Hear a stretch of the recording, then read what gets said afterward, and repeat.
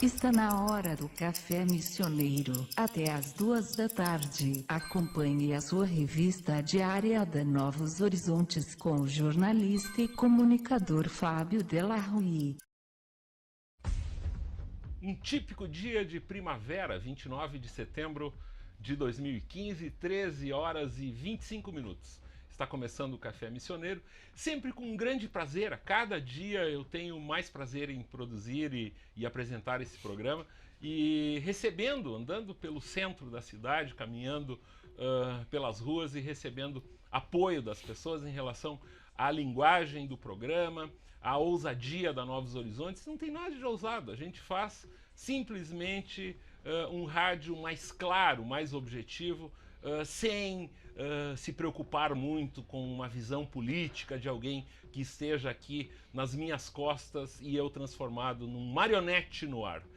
Recebo com o maior prazer Francisco Medeiros, que durante praticamente 2 anos esteve aqui conosco, sempre às terças-feiras. Coincidentemente, nessa terça-feira ele está comigo, passando uma semana aqui em Santo Ângelo. Ele é assessor parlamentar do deputado Eduardo Loureiro, está em Porto Alegre, e nós faremos uma saraivada de perguntas aqui para o Francisco e vamos ver como ele se sai. Não é bem assim, né, Francisco? Mas a primeira coisa que eu notei quando eu te encontrei aqui agora há pouco é que a coisa tá rendendo lá, né? Com esse estilo absolutamente pop que tu estás aí. E eu começo te perguntando, aquela zona lá é Padre Chagas, é? Não, Cidade Baixa. A Cidade Baixa. Eu achei que tu frequentava lá, porque a onda do momento são essas cervejas artesanais. São. E eu noto que elas estão fazendo efeito em ti. Muito boa tarde. Então, Que muito bom boa que tu estás tarde. aqui, meu amigo. Muito obrigado por ser recebido aqui novamente. E as cervejas artesanais ela tem alto teor de lúpulo, muita cevada e ela se concentra muito bem no tecido adiposo que cada vez cresce mais, principalmente somado à falta de exercício físico. Então, Mas isso significa tudo que é mais. muito exercício mental. Muita labor intelectual, mas a atividade física ficou em segundo plano. Mas Porto Alegre tá lá, daquele Fervendo. jeito dela, fervendo, em ebulição, pegando fogo, um pouco mais do fogo pegando pela produção midiática negativa, né? Se pegou um momento de exceção que o Estado está vivendo, se transformou num caos, mas na verdade quem vive e sabe a realidade de Porto Alegre, ela não mudou nada do outro ano para cá. Claro, tem um sentimento de insegurança maior ou mais latente, proporcionado por uma escalada maior de pautas negativas. Sim. Então é um ciclo, né? Quando tu pega pesado numa coisa, aquela coisa vai ficar horrível. Assim como daqui a pouco vai voltar a saúde a ser pauta positiva, né? Que vai ser normalizada a situação. A segurança agora está em pauta negativa. Mas Porto Alegre tá indo bem, tá muito bem frequentado. Essa questão da pauta negativa, eu colocaria uma questão para ti. Historicamente, a principal emissora do Estado, ligada à Rede Globo, se mantinha há alguns anos atrás numa posição muito vantajosa, praticamente sem concorrência. Por muito tempo foi assim. Né, os números absolutos em todos os horários e tal. A partir do momento da aquisição da rádio e TV Guaíba e Correio do Povo pela Record, se observou uma preocupação em popularizar o conteúdo local da TV Gaúcha, da antiga TV Gaúcha, RBS TV. Notou-se então que as pautas também passaram a tratar dessas questões. Eu observo hoje, claro que a Record pega muito mal em Santo Ângelo, né? Ela praticamente lá na Zona Norte que se vê, mas eu conheço muitas pessoas que trabalham no telejornalismo da TV Record. Entre essas pessoas, um amigo chamado Horácio Duarte, que é o principal editor do conteúdo telejornalístico deles. E o Horácio tem uma origem do jornalismo de entretenimento. Então, O conteúdo da Record, claro, que tem programas populares, tem o Cidade Alerta Rio Grande do Sul, mas o jornal da Record do Rio Grande do Sul, o conteúdo dele não é tão popularesco. Por quê? Porque eles já têm um conteúdo popular. A Bandeirantes lançou há poucos dias uma campanha de pauta positiva. Renato Martins, o Leonardo Meneghetti, que também são pessoas que eu me relaciono, né, por rede social, puxaram a questão para o conteúdo telejornalístico da Bandeirantes Rio Grande do Sul ser mais otimista. Sim. E a RBS ainda está nessa fase de tu ligar a TV e dar muita vontade de desligar. Tu estando lá, na Assembleia, o que tu observa nessa prática? O repórter vai para cima do político, independente de partido, tentando expor, e eu gostaria dessa leitura, porque tu começaste falando da pressão da mídia. Então eu coloco um quadro de uma leitura que eu faço, mas eu gostaria do teu ponto de vista, quem está lá dentro. Na verdade, as emissoras ou os repórteres, eles não fazem uma abordagem negativa, de forma alguma. Mas a edição, infelizmente, de algumas entrevistas, principalmente quando são montadas com diversos outros personagens, saem de maneira tendenciosa ou então com aquele recorte específico que eles querem ouvir. Tá, esse então, tendencioso pende para que lado, pende para o lado de repente pôr em dúvida a posição de um partido. O PDT foi o partido que decidiu por aprovar o imposto lá, mas estava todo mundo indeciso. Não é essa a situação que foi posta desde o início, foi explicado há 30 dias atrás com uma carta aberta do partido de que só seria aceito por parte da bancada do PDT, dos 8 deputados, um aumento temporário. Sobre quais argumentos? Daí malharam o Judas lá, que era um horror, um absurdo, que depois o imposto não baixa, que nada de produto diminui, com o argumento então do presidente da FEComércio, bom, de que no período em que ficou em vigência o aumento no governo Rigoto, no primeiro ano após o término do aumento, o Brasil teve uma inflação de 5 pontos, o Rio Grande do Sul 3,8, graças à redução do imposto que ocorreu aqui. Então essas coisas não condizem, então se tornou um discurso fácil de vender. Sim. E se abraçou e se malhou bastante nós. Eu até concordo contigo, acompanhei isso. Tu estás, tudo que tu traz aqui realmente não foi apresentado, vamos dizer, dessa forma. Eu concordo plenamente com essa questão do imposto no país e o imposto no Estado, mas não seria melhor pro partido justificar para seus eleitores e justificar também, hoje ocorre uma debandada de diversos partidos para o PDT. O PDT mantém uma... né? Mas esse episódio vai fazer com que muita gente não vote mais no PDT. Isso aí pode ser resultado a partir da mídia, enfim, mas o partido saiu prejudicado nesse ponto. Aí eu te pergunto, tu pode não concordar, mas aí eu te pergunto, se de saída o partido adotasse uma visão de que aumento de impostos não é o que as pessoas querem, porque aumento de imposto nunca é usado como argumento político, ou como em uma campanha política e tal. Por que não manter, então, esta mesma postura em relação a campanhas e em relação a essa atitude? Porque o PDT poderia ficar de fora disso e deixar que eles resolvessem. Pois é, Fábio, mas o deixar que eles resolvessem é justamente o ponto que nós não nos eximimos de participar. Certo. Porque o Estado é nosso, né? Quem está sofrendo ali com o parcelamento do salário, de 800, 600, 400, 300, são nossos amigos, nossos companheiros de partido, os professores, os funcionários da segurança, os funcionários dos centros de saúde que não estão tendo acesso ao Estado. Então, se nós nos eximíssemos dessa participação, mas isso tem a ver com eles os iriam impostos? sofrer.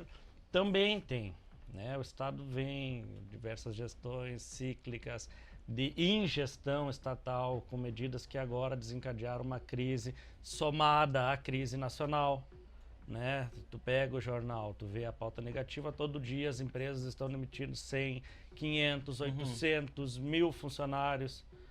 E o Estado, como vive desse dinheiro de impostos, com a redução, também sofre com perda de arrecadação e perda de repasse da nação, que fica com o bolo todo lá.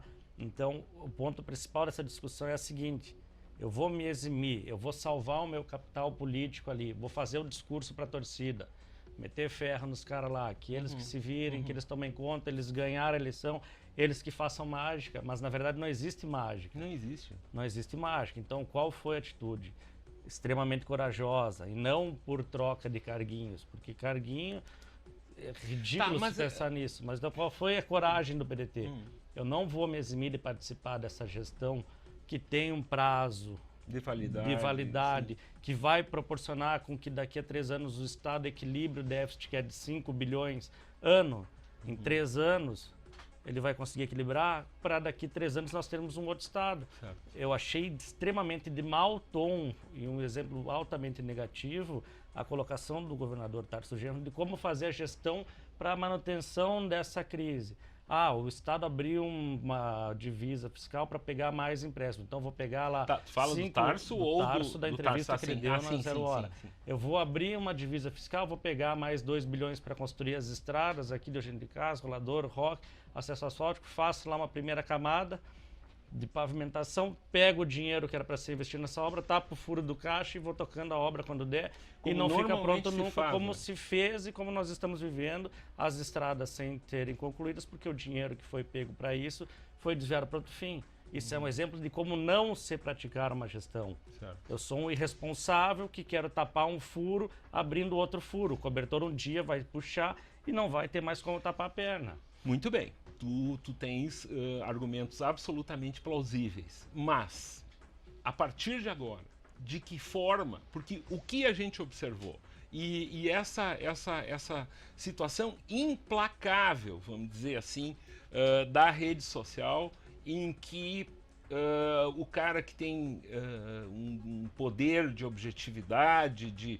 uma capacidade de adjetivação, ele consegue ser duro com o político que tomou essa medida.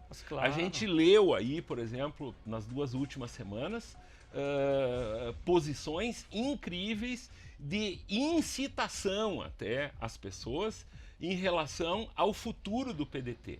De que forma que tu acha que isso vai repercutir nas próximas eleições? Seja aqui em Santo Ângelo, seja no Estado. Fábio, a repercussão vai ser positiva, porque o PDT vem numa crescente, né? Essa destruição que foi tomada e colocada em nós, esse rótulo de perda do trabalhismo, de reivindicar o Brizola, o Getúlio, aqueles caras que a vida inteira estavam falando mal, estavam falando mal do Getúlio, do Brizola, do Jean, que foram covardes, que fugiram, que o Brizola estava gagá, que era senil. Os mesmos caras que acusavam o Brizola, trabalhismo, PDT, parece que eles, por perder a referência, que era o então ex-presidente, o expoente do seu partido lá, ocuparam e se apropriaram do PDT e agora estão com uma crise de identidade, que não sabe o que acontece, então que venham para o PDT e façam um enfrentamento apropriando-se dos nossos líderes para poder ter alguma coisa em que se basear, né? Se vocês não têm um motivador ou um capital político, alguém que sobrou decente, não se preocupem com o dos outros, que o nosso está muito bem garantido pelo público do PDT. Sim. Nós temos esse compromisso, e esse compromisso é seguido pensando naqueles mais carentes, naqueles mais necessitados, na população. Ninguém quer pagar imposto. Eu não aguento mais a minha conta de luz chegar lá quase R$200 todo mês. Mas aí que tá, Só isso que eu fica penso uma coisa... assim, Fabrila Rui, eu tenho uma irmã, um pai e uma mãe funcionários públicos, né? Se não forem feitas essas reformas, eu vou ter 3 ou 4 ou 5 ou 10 anos eles sofrendo com o parcelamento dos salários, com a perda do poder de compra, que eles não vão ter mais condições de ganhar os reajustes de direito que foram implementados pelo outro governador, talvez de forma não tão responsável. Eles não vão ter o seu direito legal de trabalhar 30 dias e ter o direito constitucional de ter o salário. Certo. Eu vou ficar o resto da vida com minha irmã tendo crise, com meu pai tendo crise, minha mãe tendo crise, ou podendo até correr o risco de perder a previdência, né? Porque vai chegar um momento de colapso que não vai ter mais, por uma atitude que eu quero salvar o meu capital político instantâneo, né? Agora, dessa semana, desse mês de crise, pensando numa coisa que não vai dar revertimento pro Estado. Francisco, tá, e esse é um custo altíssimo, É um porque custo é algo altíssimo. complexo que não chega a toda a população. Não chega à grande massa, né, Fábio, daqueles que não querem fazer a leitura do que a gente está vivendo, ou talvez aqueles que não têm condições técnicas Perfeito. de saber o que está acontecendo. Eu busco minha referência em quem sabe um pouco mais que eu. E se quem sabe um pouco mais que eu não entende a complexidade dos arranjos do Estado, eu vou receber uma informação truncada, errada, que não vai me dar o respaldo necessário para eu compreender o que está acontecendo. Nós somos acusados, ou dito pelo governador do Maranhão, que eles estão tomando medidas duras para não virar o Rio Grande do Sul. É. O governador do Maranhão fez um comentário como se nós fôssemos o pior estado federativo, o que não deixa de ser verdade. Nós estamos numa crise com os indicadores afundando em saúde, em educação, seja lá quais forem os outros. A produção agrícola ainda segue num patamar diferenciado, porque tem capital para investir, mas todos os outros demais fatores socioeconômicos de desenvolvimento estão afundando. Sim. Né? E se nós não nos preocuparmos com isso, vamos continuar afundando junto com esse capital todo aí. Francisco, a coordenadora de educação da Coordenadoria Regional, a 14ª, está aqui, atrás da cortina, à nossa espera. Eu só quero um comentário rápido antes da gente ir para o intervalo.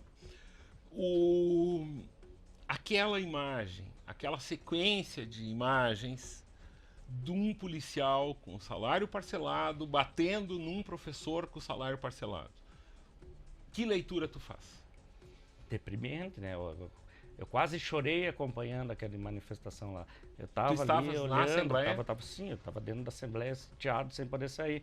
Só que, claro, dentro dos organizados, dos funcionários, existia, sim, também um grupo de agitadores influenciado por fontes terceiras que queriam ver o circo pegar fogo para gerar aquele enfrentamento. O factoide. Existia Considera, o factoide. tu Existia, considera claramente. essa imagem um factoide? A primeira vez na história do Rio Grande do Sul que a Assembleia se fez impedida de abrir, nem na ditadura militar isso aconteceu. Eu estava lá tentando entrar para trabalhar em uma barreira de funcionários e mais alguns se postou na frente e não deixou que isso acontecesse.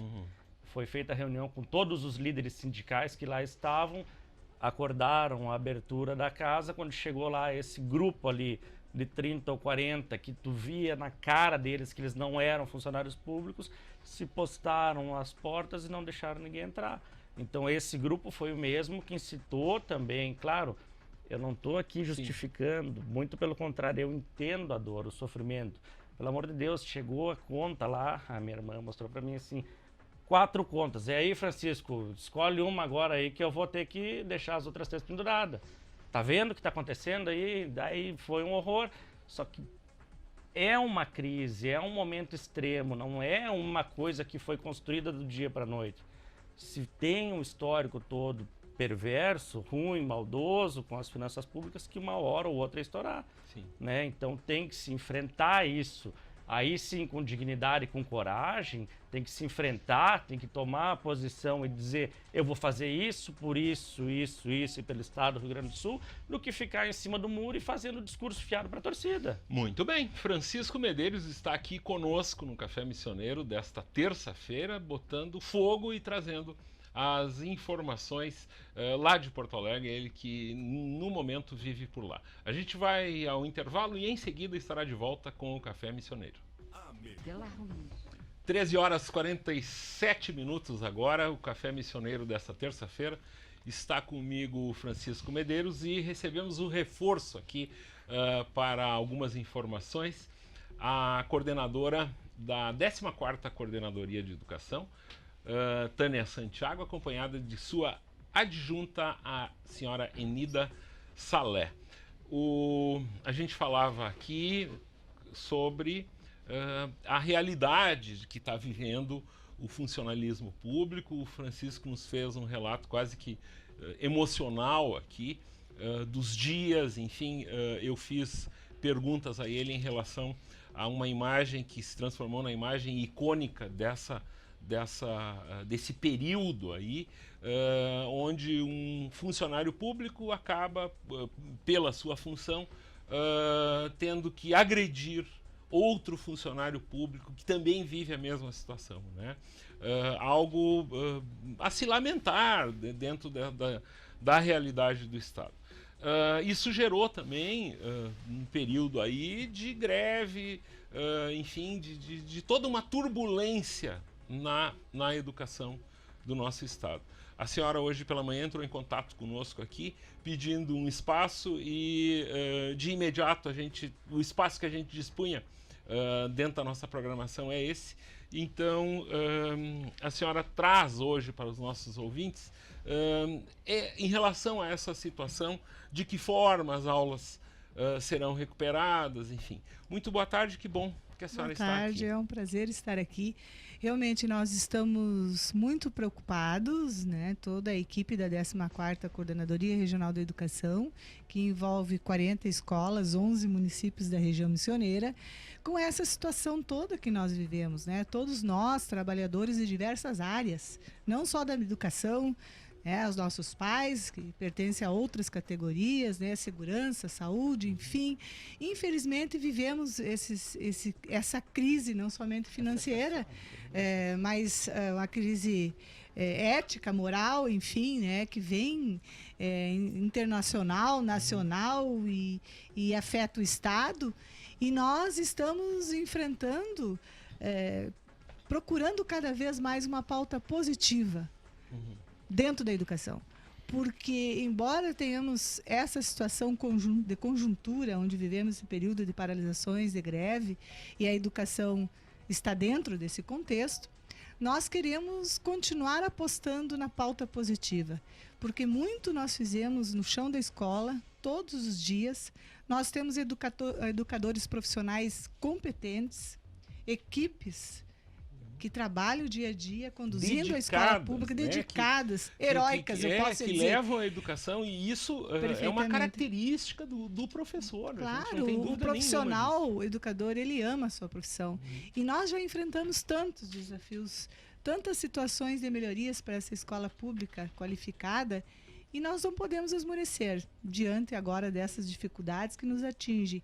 Não queremos, não buscamos, obviamente, nem o senhor governador, nem o nosso secretário Vieira da Cunha, mas nós temos que enfrentar com coragem. E isso busca uma parceria de todos. Porque o compromisso com a educação não é só minha, é só dos educadores, envolve todos nós. E principalmente a comunidade escolar, onde estão os pais e os nossos alunos. Nós queremos a coerência na recuperação dessas horas, aulas e desses dias letivos. Quantos dias são? São 200 dias letivos, tanto para o ensino fundamental como médio. Quantos perdidos? Deu em torno de 10 dias. Em torno de 10 dias. Obviamente, o nosso desafio é que o papel aceita tudo. Obviamente que os calendários escolares terão que ser todos refeitos e apresentados para a nossa equipe pedagógica. Somente que o que nós verificamos que a questão da efetividade, ela não fecha perfeitamente com todos esses dias. Sim. Então, obviamente que isso é responsabilidade do diretor da escola informar quem são os grevistas e quem são não os grevistas. E nós sabemos que isso, muitas vezes, essa conta não fecha. E o que nós queremos hoje? Compromisso de todos, grevistas e não grevistas. Porque muitos são grevistas e na hora da efetividade não assumem essa responsabilidade. Sim. Muitos não grevistas dizem que não dão suas aulas porque não têm os alunos. Sim. Então, isso aí não é tarefa muito simples de colocar isso corretamente para chegar a essa efetividade lá no secretário e no governador. E que deveria ser um espelho do que aconteceu. E isso nós estamos cobrando hoje, pedindo a participação dos nossos pais, dos nossos alunos, que reponha essas aulas presenciais. Não basta a distância, não basta atividades aos sábados de N formas. Sim. Nós queremos ver as aulas presenciais com conteúdo, com seriedade e com responsabilidade. Porque só assim nós, educadores, temos, então, subsídio suficiente e moral para continuar lutando pela nossa valorização profissional, até para o futuro podermos ainda reivindicar né, o piso salarial que tanto queremos. É uma questão de personalidade, uma questão de consciência, né? Sem dúvida. Somente aos sábados seria feita essa recuperação? Pode ser essas horas, porque teve períodos reduzidos, né? Essas horas podem ser respostas durante a semana, né? Mas tem que ser comprovado, registrado, vivido presencialmente. Francisco, um comentário sobre isso? Viveste situação semelhante, enfim? Não passei por greve enquanto fui professor. Passei por período pós-greve, né, de recuperação de aulas. Então, eu tenho certeza que os professores estão cientes da sua responsabilidade e vão fazer da melhor forma para não prejudicar os alunos. Todos sabemos do esforço que o secretário Vieira da Cunha vem fazendo em frente à secretaria. Ele foi o único secretário de Estado que conseguiu nomeação de professores aprovados em concurso. Se conseguiu, então, que 500 novos professores ingressassem no quadro do Estado para repor aqueles que se aposentaram ou os quadros que são deficitários. Ele é o secretário que já tem 2 novos concursos com editais estruturados e montados para serem efetivados ano que vem e que vão poder ser feitos ano que vem para chamar o pessoal para trabalhar, graças a esse momento de crise que nós vivemos com o aumento do imposto.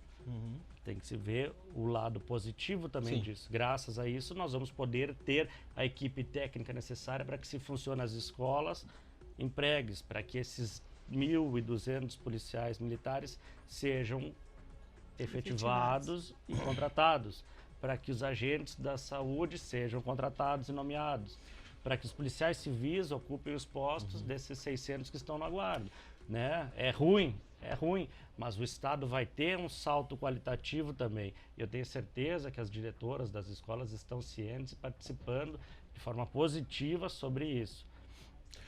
Professora Tânia, o processo de gestão das escolas passa pelos repasses, né? Isso é um sistema que claro, a gente não precisa explicar como isso funciona, mas a realidade atual, isso está em dia?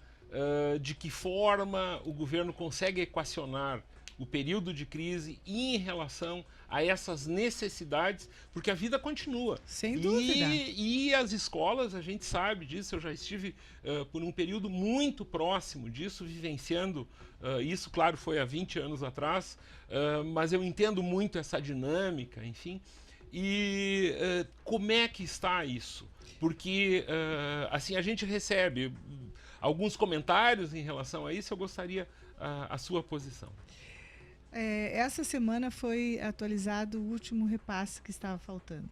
Não é suficiente realmente. O repasse é muito baixo, esse valor. Nosso secretário já esteve em Brasília colocando e reivindicando o aumento.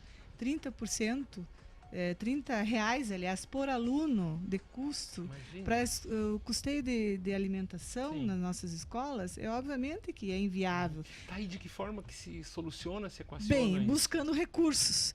E a gente está vendo aí o cenário, né? O senhor governador também vai lá com o Pires, né? E volta com ele vazio, atrás de recursos, né? Volta sem o Pires, porque volta sem muitas vezes, porque né? estão devendo alguma coisa. Exatamente. Então, assim, ó, é uma luta difícil de busca de recursos. E os diretores batem a sua porta. E tá certo, eles têm que reivindicar para sua escola, eles têm responsabilidade de vir reivindicar. Nós somos os órgãos responsáveis, a 14ª. Até porque vocês tem que dar entendem resposta a essa demanda. Tem essa vivência escolar, isso é uma Sem realidade. dúvida. A senhora já esteve em sala de aula, enfim. 30 anos já. Então, nesse sentido, tá? E lá no fim dessa estrutura, as escolas, como é que elas estão resolvendo isso? Porque daí se busca alguma forma existe a possibilidade de se captar. Busca parcerias. Nós temos essa facilidade enquanto interior.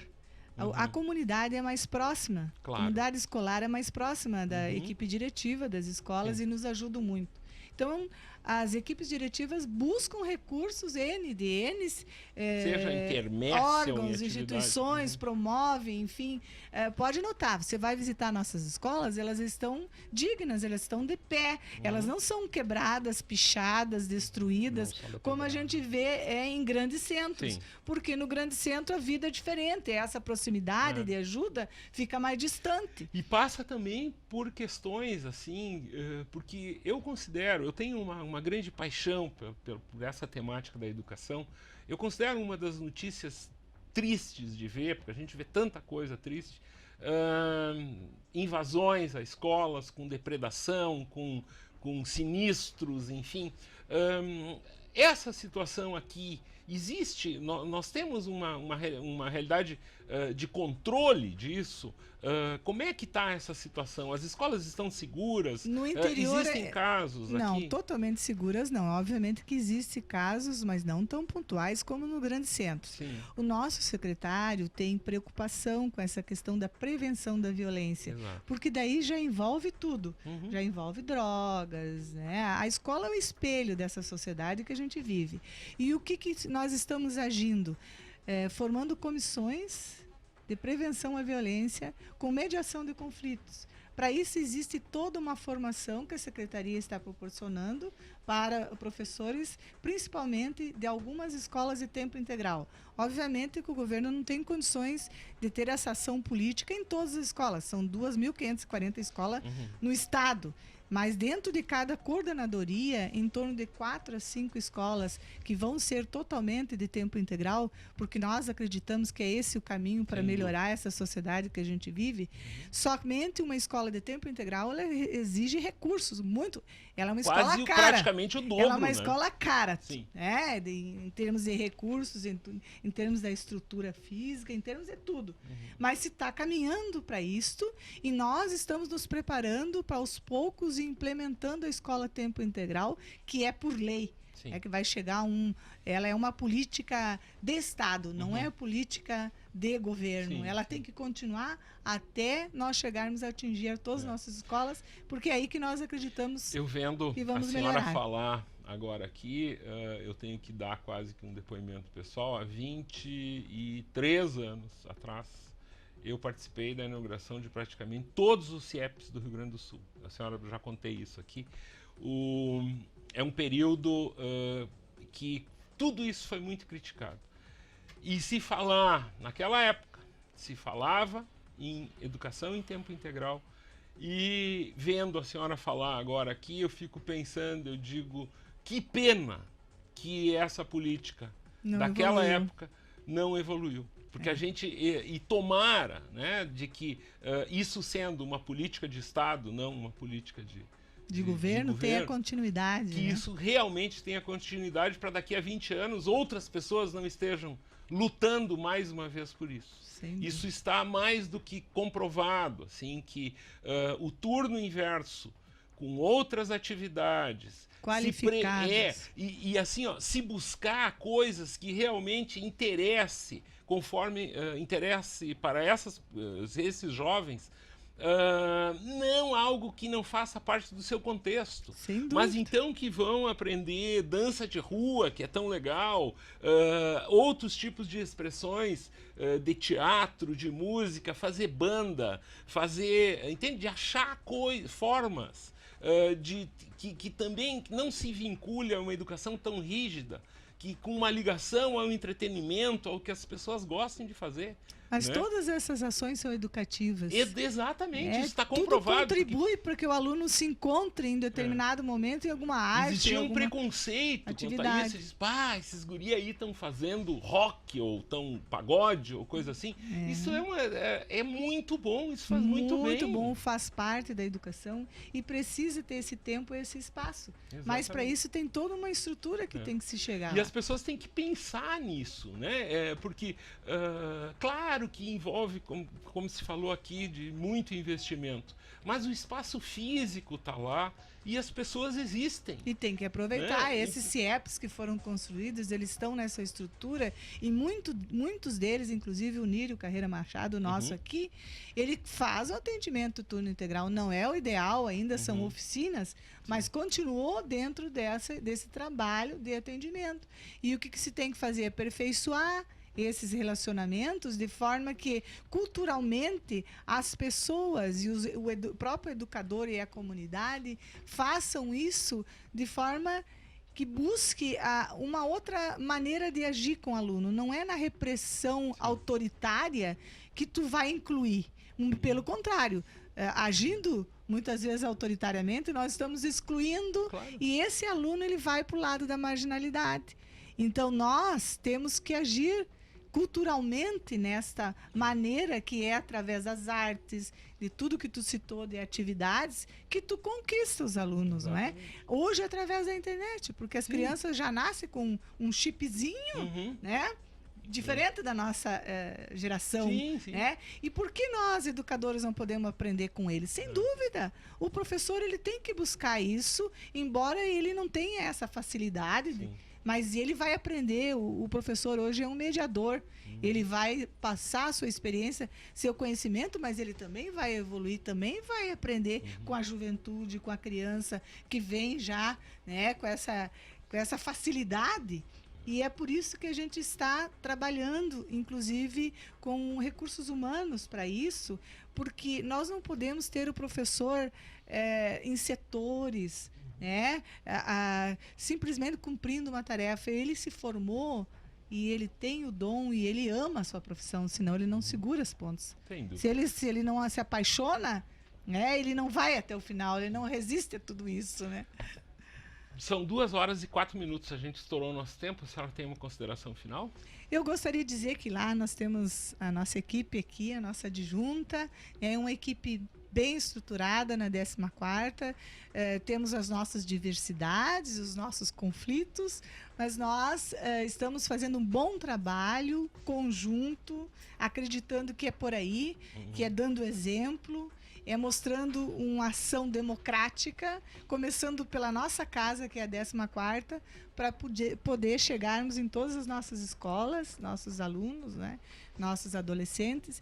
E estamos, então, aí muito preocupados em que tudo isso aconteça de fato e que dê resultado lá na nossa criança, no nosso adolescente, né, que as ações políticas do governo do Estado, principalmente em relação à educação, modifique toda essa atuação do educador, que culturalmente ele realmente seja um mediador, que ele consiga, então, administrar melhor os conflitos entre nós, educadores, né, professores, professor-alunos, pais-alunos, porque queremos uma sociedade melhor, um mundo melhor, um ambiente de paz. É isso que nós queremos. Muito bem.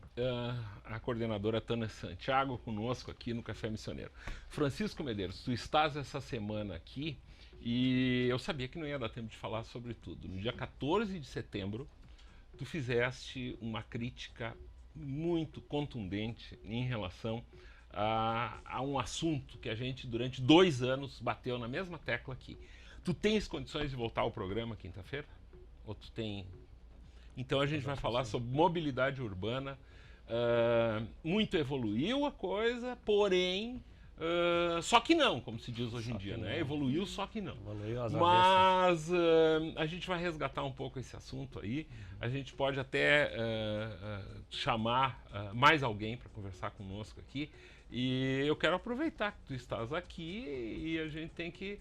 Porque nós tivemos, de uma forma assim, sem puxar a brasa para o nosso assado, a gente provocou esse assunto. E agora, só que ele tomou um outro caminho, enfim. Né? Tá indo, mas tá indo de um rumo. Só que não.